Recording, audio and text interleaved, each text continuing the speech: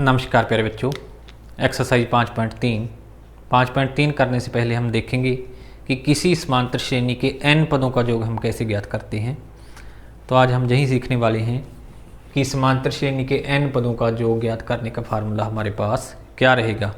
तो हम जानते हैं कि कोई भी समांतर श्रेणी किस प्रकार की होती है, a,a+d, a+2d, इस प्रकार से श्रेणी आगे चलती है और a+n-1 गुना d श्रेणी की nth टर्म होती है हमारे पास। समांतर श्रेणी इस प्रकार की होती है। अब यदि हम इस समांतर श्रेणी का सम ज्ञात करना चाहें तो हम लिखेंगे एस ए पहली टर्म, a+d दूसरी टर्म, a+2d यह कौन सी टर्म है, पहली दूसरी तीसरी, इस प्रकार से आगे। यदि इस टर्म को मैं लास्ट टर्म से डिनोट कर लूँ, इट मीन्स एल से डिनोट कर लूँ, तो लास्ट में एल। अब यदि देखा जाए तो हर बार सारवांतर डी बढ़ता जाता है। अब यदि इस टर्म को हम एल मान रहे हैं तो इससे पहले वाली टर्म क्या होगी, एलिमेंट्स डी होगी, और उससे पहले वाली एलिमेंट्स 2d होगी। तो इस समांतर श्रेणी का सम मैं ऐसे लिख लेता हूँ। अब इसी को यदि मैं उल्टा करके लिख लूँ, it means L plus elements D plus elements 2d plus इस प्रकार से यह a+2d जहाँ पर प्लस a+d और जहाँ पर प्लस a। इसमें और इसमें कोई अंतर नहीं है क्योंकि यह भी वही सीरीज है, जहाँ पर भी सम उतना ही बनेगा और जहाँ पर भी उतना ही बनेगा।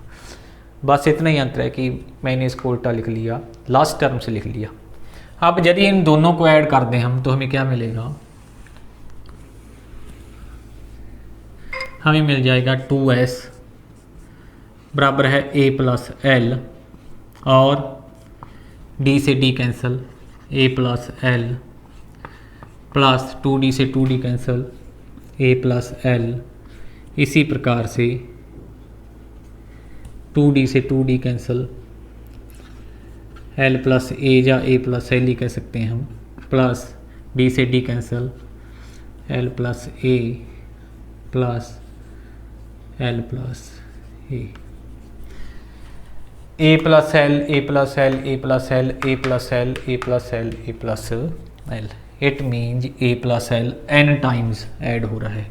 कितनी बार, क्योंकि nth टर्म थी हमारे पास, n टाइम यह ऐड हो रहा है। तो हम क्या कह सकते हैं, यह 2s किसके बराबर है, n इंटू a+l के। तो s किसके बराबर है, s बराबर है n/2 a+l। यह 2 n के बटे में चला जाएगा। तो यह फार्मूला है हमारे पास किसी समांतर श्रेणी के nth पदों का सम ज्ञात करने का। इसे हम ऐसे लिखते हैं, सम ऑफ n टर्म बराबर है n/2 a+l। यदि लास्ट टर्म है तो हम इसको यूज कर सकते हैं। एक तो अपनी यह फार्मूला ध्यान में रखना एक्सरसाइज करते समय। अब इस l को यदि मैं, क्योंकि a+n-1 गुना में d को मैंने क्या लिखा था, l। अब l को a+n-1 गुना d लिख लूँ यदि, तो यही क्या हो जाएगा, n/2 a+n-1 गुना में d। a प्लस a क्या हो जाएगा, सम ऑफ n टर्म हो जाएगा n/2 2a प्लस n-1 गुना में d। हम जा तो इस फार्मूले का प्रयोग करेंगे एक्सरसाइज में, या इसका प्रयोग करेंगे। यह दो फार्मूलेज हैं जो आपने ध्यान में रखने हैं। किसी समांतर श्रेणी के n पदों का जो क्या होता है, Sn n/2 2a plus n-1 गुना में d। यदि हमारे पास प्रथम पद a, सारवांतर d और कुल पद दिए हैं कि कितने हैं, तो हम उनका क्या है, n की वैल्यू रख के योग ज्ञात कर सकते हैं। इसके अलावा यदि हमें मान लो कुल पद दिए हैं और a और l दिया है, तो हम इसमें रख के क्या है, योग ज्ञात कर सकते हैं। तो अब इसका हम प्रयोग करेंगे। यदि पहला क्वेश्चन देखें तो क्या है हमारे पास, एक्सरसाइज 5.3 का पहला क्वेश्चन है हमारे पास कि निम्नलिखित समांतर श्रेणियों का योग ज्ञात करो। पहले पार्ट में हमारे पास दिया है क्वेश्चन नंबर जी फर्स्ट देखें हम एक्सरसाइज 5.3 यदि फर्स्ट क्वेश्चन देखें तो हमारे पास क्या है। पहले पार्ट में हमने जो ज्ञात करना है 2,7, 12, 10 पदों तक, कितने पदों तक, 10 पदों तक का हमने योग ज्ञात करना है। अब हमें यदि देखें इस क्वेश्चन में क्या क्या दिया है, हमें दिया है ए पता है हमें कितना है 2, प्रथम पद ए हमें पता है, प्रथम पद ए है हमारे पास 2, और सारवंतर भी हमें पता है, सारवंतर जिसे हम किससे लिखते हैं डी से। यह है हमारे पास 7 - 2, यह कितना है 5। हमें पदों का भी पता है कि कितने पद हैं, कुल पद, जिसे हम किससे लिखते हैं एन से। यह कितने हैं 10, इसे हम ए से लिखते हैं। अब हमें पता है कि सम ऑफ एन टर्म क्या है, n/2 2a प्लस n-1 गुणा में डी। हमने कुछ भी नहीं करना इसमें, बस जो वैल्यू जो हमारे पास दी है उनको जहाँ से उठाकर इसमें रख देना है। n का मान कितने पदों का योग है 10 पदों का, 10 टर्म्स का योग है। n/2 it means 10/2, 2a means 2 गुना में 2 प्लस n-1 इट मीन्स 10-1 गुणा में डी मीन्स 5। कुछ भी नहीं किया, इस फार्मूले में हमने केवल वैल्यूज़ रख दी हैं ए, डी और एन की। तो क्या आ जाएगा 5, ये क्या हो गया 4 प्लस 9 गुणा में 5 45, ये आ गया 5 गुणा में 49, 9 5 45, 4 हासिल 5 चौका 20 और 4 24, तो जो कितना होगा 245 होगा। इसी प्रकार से पहले क्वेश्चन के जो अन्य तीनों भाग हैं आप कर सकते हैं। आपको यह दिया है कि कितने पदों का जो ज्ञात करें, वह हमारे पास n है, प्रथम पद पता है आपको, और d आप द्वितीय पद में से प्रथम पद को मेंस करके ज्ञात कर सकते हो। तो आपने s की n में केवल वैल्यूज रखनी है। पहले क्वेश्चन के तीनों पार्ट आप इसी प्रकार से कर सकते हो। पहले ही क्वेश्चन का यदि हम फोर्थ पार्ट देखें तो हमारे पास है, हमने 1/15, 1/12, 1/10, 11 पदों तक, 11 पदों तक का क्या है हमने योग ज्ञात करना है। अब हमें पता है ए का मान कितना है, ए का मान है जिसे हम प्रथम पद कहते हैं, वह है हमारे पास 1/15, और सारवंतर है हमारे पास जिसे हम डी कहते हैं, वह है 1/12 माइनस 1/15। एलसीएम लेके यदि सॉल्व करें, एलसीएम 60 आ गया, 12 गुणा में 5 60, 15 गुणा में 4 60 माइनस 4, इट मीन्स 1/60। यह क्या है डी है, और एन क्या है कुल पद जिसे हम n से नोट करते हैं, वह है हमारे पास 11। अब हमें पता है एस एन बराबर है n/2 2a प्लस n-1 गुणा में d। यदि हम वैल्यूज रख दें तो क्या आ जाएगी S11 11/2 2 गुणा में a 1/15 प्लस 11-1 गुणा में d कितना है 1/60।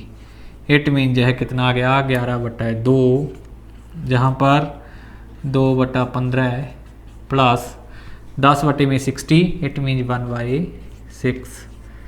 यदि हम इसका एलसीएम ले लें तो एलसीएम कितना आ जाएगा 11/2, यह 90 आ गया हमारे पास, 15 गुणा में 6 90, 6 गुणा में 2 12 प्लस 6 गुणा में 15 90 और 15 गुणा में 1 15। यह आ गया हमारे पास 11/2 गुणा में 27/90। अब इसको कैंसिल करें तो 9 × 27 और 9 गुणा में 10 90। यह आ जाता है 33/20। तो यही हमारा क्या होगा आंसर होगा। एक्सरसाइज 5.3 का यदि दूसरा क्वेश्चन देखें तो हमारे पास है नीचे दिए हुए योगफलों को ज्ञात कीजिए। दूसरे क्वेश्चन का पहला भाग है 7 प्लस 10 से 1/2 प्लस 14 प्लस इसी प्रकार से और प्लस में क्या है 84। इन पदों का हमने योग ज्ञात करना है। प्रश्न था हमारे पास कि नीचे दिए हुए योगफलों को ज्ञात कीजिए। हमारे पास ए का हमें पता है कि ए कितना है, इसमें प्रथम पद ए है वह कितना है 7 और सारवंतर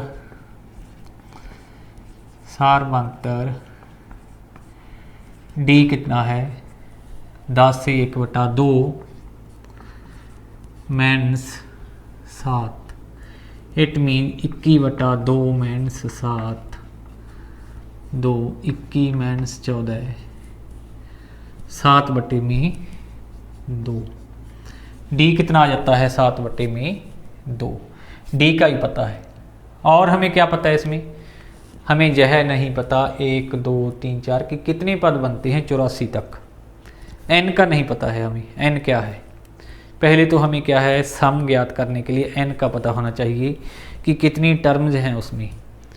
तो अब टर्म्स का हमें ज्ञात नहीं है तो टर्म्स के हम ज्ञात करने के लिए क्या करेंगे, जहाँ पर हमारे पास हमने मान लिया कि जो टर्म हमें दे रखी है लास्ट में उसे हमने क्या मान लिया एन टर्म मान लिया 84।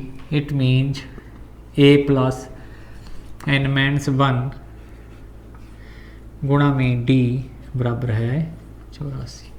अब ए का मान कितना था 7 प्लस एन माइनस 1 गुणा में डी कितना है 7/2 बराबर है 84।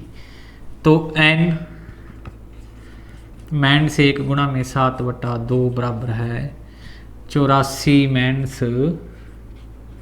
7। एन माइनस 1 बराबर है 77 गुणा में 2/7। 11 7 77 11 दूना 22, इसलिए एन माइनस 1 बराबर है 22। इसलिए एन बराबर है 22 प्लस 1 कितने हैं 23। इट मीन्स 1 2 3 यह कौन सी टर्म है 23वीं टर्म है। 23वां पद क्या है 84 है। तो हमने कितने पदों का योग ज्ञात करना है 23 पदों का योग ज्ञात करना है। अब एस n/2। अब हमें ए का भी पता है और एल का ही पता है तो 2a प्लस एन माइनस 1 गुणा में डी वह फार्मूला भी लगा सकते हैं हम और पहली और लास्ट टर्म वाला भी लगा सकते हैं। मैं लिखूंगा n/2a प्लस एल क्योंकि लास्ट टर्म का मुझे पता है दे रखी है कि कितनी है।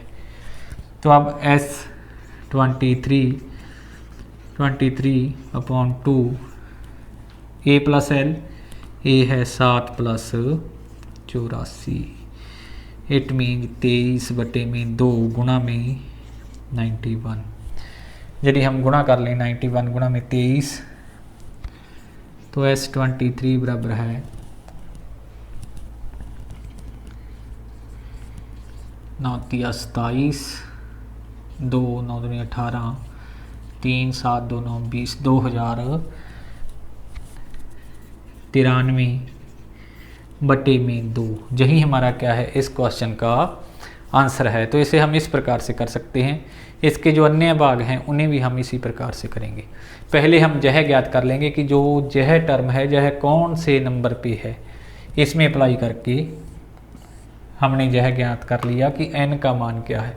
जब हमें n का पता चल गया तो हम इस फार्मूले में अप्लाई कर सकते हैं Sn n/2a प्लस एल। तीसरा क्वेश्चन है हमारे पास ए के पी में। अब हमें पता है तीसरे क्वेश्चन में यदि हम देखें तो हमें पता है कि Sn बराबर है n/2a प्लस एल है या है Sn बराबर है n/2 2a plus n minus 1 गुणा में d। आपने यह दो फार्मूलेज हैं जो किसी समांतर श्रेणी के n पदों के योग के बारे में हमें बताते हैं कि n पदों का योग क्या होता है n/2a प्लस एल या तो या n/2 2a plus n minus 1 गुणा में d। अब क्वेश्चन में हमें क्या है, इनमें से कोई एक वैल्यूज नहीं दी होगी, जैसे या तो n की वैल्यू नहीं दी होगी, बाकी वैल्यूज दे रखी होंगी, हमने n की वैल्यू निकालनी है, या हमने सम निकालना होगा जो तीनों वैल्यू दी होंगी, या हमने a निकालना होगा बाकी वैल्यूज दे रखी होंगी, या हमने d निकालना होगा, d नहीं दिया होगा बाकी सभी वैल्यूज दे रखी होंगी। तो आपने यह देख कर कि कौन सी वैल्यू हमने फाइंड आउट करनी है, बाकी वैल्यू क्या है इस फार्मूले में रख देनी है। तो यदि हम देखें इसका पहले ही क्वेश्चन देखें तीसरे का, a बराबर है 5, d बराबर है 3, n बराबर है 50, n कितना है, n ज्ञात करना है और Sn ज्ञात करना है। हमने j वैल्यूज ज्ञात करनी है। पहले तो an हमें दे रखा है कि an कितना है 50 है, और an हम कैसे निकालते हैं हमें पता है, a प्लस n माइनस 1 गुणा में d बराबर कितना है 50 है। इट मीन्स nth टर्म बराबर है a प्लस n माइनस 1 गुणा में d, हमने यह रख दिया। तो a का मान कितना है, a का मान है 5 प्लस n माइनस 1 गुना d की वैल्यू है 3 बराबर है 50। तो इसलिए n माइनस 1 गुना में 3 बराबर है 50 माइनस 5 कितना हो गया 45। चलो मैं एक बार लिख देता हूँ इसको, 50 माइनस 5, तो n माइनस 1 कितना हो जाएगा 45/3, यह कितना आ जाएगा 15। तो n कितना आ जाएगा, n आ जाएगा 15 प्लस 1 कितना आ गया 16। n का मान हमें पता चल गया, n कितना है 16 है। अब हमने Sn ज्ञात करना है। Sn हमें पता है क्या है, n/2 2a plus n minus 1 गुणा में d, और n कितना आ गया, n है 16, तो S16 बराबर है 16/2, 2 गुणा में a था हमारे पास 5 प्लस n माइनस 1 16 माइनस 1 गुणा में d था हमारे पास 3। तो जहाँ पर हमने वैल्यूज रख दी, यह हमें क्या मिल जाता है, S16 बराबर है 8 इंटू 5 दूनी 10 प्लस 15 गुणा में 3 45, 8 गुणा में 55, 8 5 40, 8 5 40 और 4 44। हमारा आंसर क्या होगा 440। n का मान 16 और Sn क्या है 440 है हमारे पास। तो इस प्रकार से बाकी सभी क्वेश्चन में हमें इस फार्मूले में से कोई एक वैल्यूज नहीं दी हुई होगी, तो हमने क्या है अप्लाई करके क्या है बाकी जो वैल्यू दी हैं वह उसमें पुट कर देंगे हम, जो वैल्यूज हमें नहीं दी है वह हमें क्या है प्राप्त हो जाएगी।